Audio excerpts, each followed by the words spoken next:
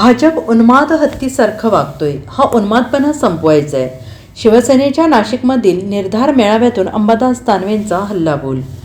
शिवसेना ठाकरे गटाचा आज नाशिकमध्ये निर्धार मेळावा होत असून राज्यातील शिवसैनिकांना ऊर्जा देण्याचा प्रयत्न या शिबिराच्या माध्यमातून होतो आहे.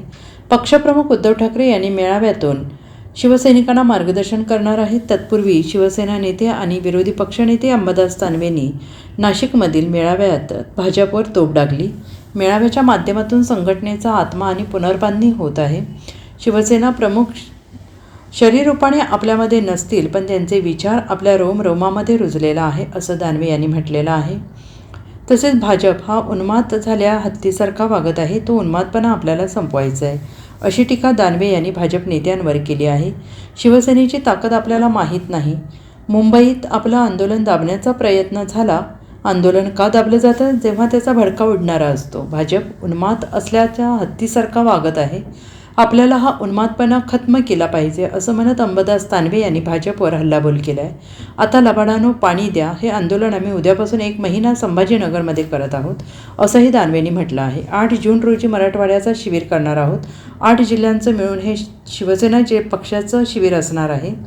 आपलं कसं होणार? शिंदेचे लोक काय करतायत, भाजपचे लोक बघा कसं काय करताय, हे आपले लोक म्हणत आहेत. सत्ता येईल आणि जाईल. संघटनेचं काम आपण त्यासाठी करत नाही. आपल्याला पक्षाचा विचार रुजवायचा आहे. हे काम संघटनेचं आहे.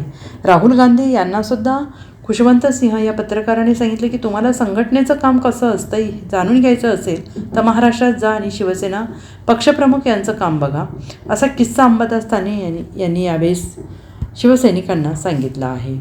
आणि ही संघटनेची ताकद आपण पाहत असताना या महाराष्ट्र असेल, देश असेल, या ठिकाणी ज्या पद्धतीनं शिवसेना काम करते त्याला तोड नाही.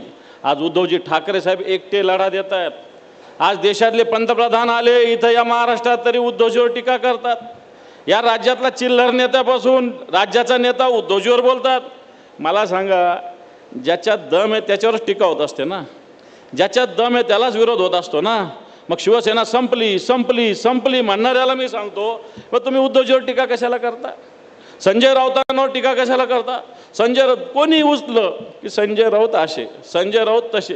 तो उचलतो तो पिल्लू आपला, तो राण्याचा पिल्लू, तोही म्हणतो संजय राऊत असा, संजय राऊत तसे.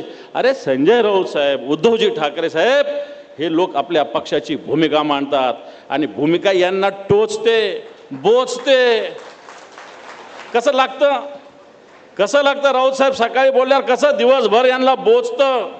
मग कसं चालतं सगळं? आणि म्हणून ज्याच्यात दम आहे त्याला विरोध होत असतो, ज्याच्यात ताकद आहे त्याच्यावर टीका होत असते. आणि म्हणून शिवसैनिकाला मी सांगेल की आपल्याला विरोध होऊ द्या, आपल्यावर टीका होऊ द्या, काय फरक पडत नाही त्याने.